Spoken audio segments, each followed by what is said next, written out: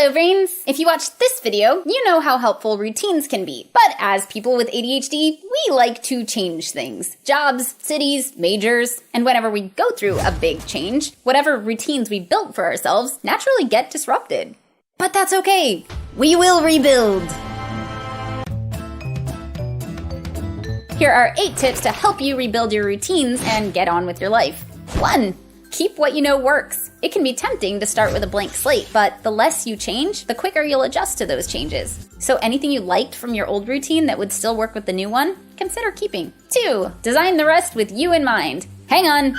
Current you, not future you. If you're anything like me, future you is awesome and can run a 5K between making breakfast for their family and going to work. What about current you? Do you like to sleep in? Do you like to make breakfast? Are you more likely to work out in the morning or the evening? Do you need to tackle mentally challenging tasks before your meds wear off? How much alone time do you need? How long can you go without it before you start canceling on people?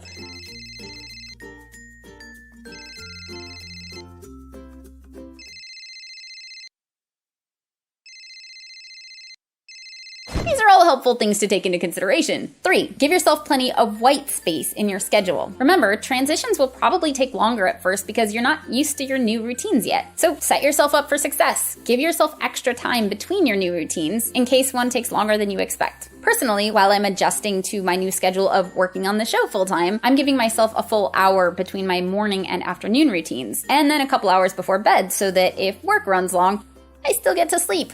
If leaving extra time in your schedule isn't an option for you, parents, person with a new job, persons with 2 jobs, or if transitions are especially difficult for you, you can speed up the process of setting those new routines and reduce the transition time between them by mentally walking through your new routines a few times before you need to start using them. Imagine each part of the task and then imagine how you'll move on to the next one. You can do this as slowly or as quickly as you like. Just make sure you don't skip any steps to get the full effect. Write the new routines down. There's a surprising amount that will suddenly not be automatic when you go through big life changes. Again, speaking from experience. Once you're used to your routines, your brain will usually remind you what's next. Until then, you'll probably need some help. So you need to have a way of keeping yourself on track. Put it in your schedule. Create a habit tracker, sticker chart. Use an app like TimeTune or Brilly. Yes, I know it's supposed to be for kids. I don't care. It works. There's absolutely nothing wrong with parenting yourself. 5. If at all humanly possible, wait until you're used to your new routine before adding in stuff that you've never done before. New habits are a lot harder to stick to. That's a whole other episode. So give yourself some time to adjust to your new routine before you take on that challenge.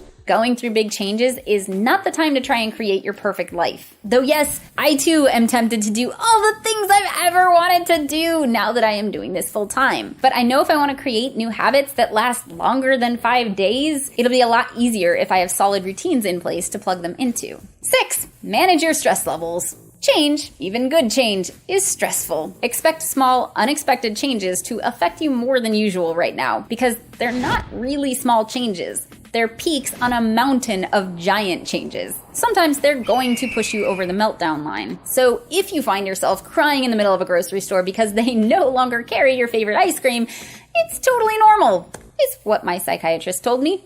So be patient with yourself. If you need a little extra TLC right now, that's okay. Ask a friend for support. Mail yourself a care package. Make time for bubble baths or a massage. Play volleyball. Whatever helps you relax. 7. Acknowledge your achievements. It can be really easy when you're adjusting to a new routine to only see the stuff you didn't get to. Check out all the stuff you did.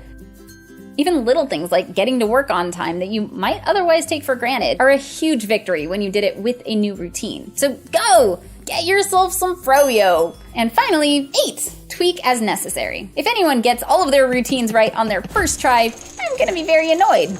Impressed, but annoyed. It's totally normal for it to take some trial and error to figure out what works for you. So expect that things will go wrong and you will need to make adjustments. Doesn't mean you're doing something wrong, it's part of the process. I'm currently in the process of doing that myself. You do the best you can when you set it up, but sometimes you don't know what doesn't work until you try it. And honestly, even once you get your new routine set, things will still totally mess with them. A road trip, a new project, the holidays, a new romance,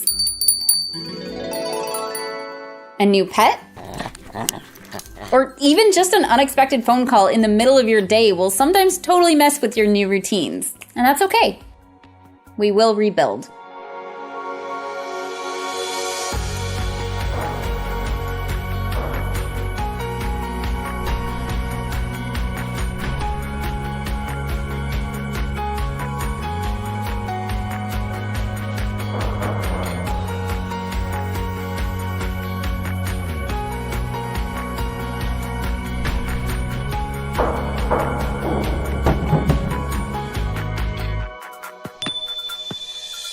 That's it for this week. Next time I will be talking about how to get new habits to stick, which means this one will probably be back. So we should probably give her a name. Leave suggestions for her name in the comments below, and the name she likes best we'll announce next video. There will also be a prize, which we haven't decided on yet. It'll be a surprise prize!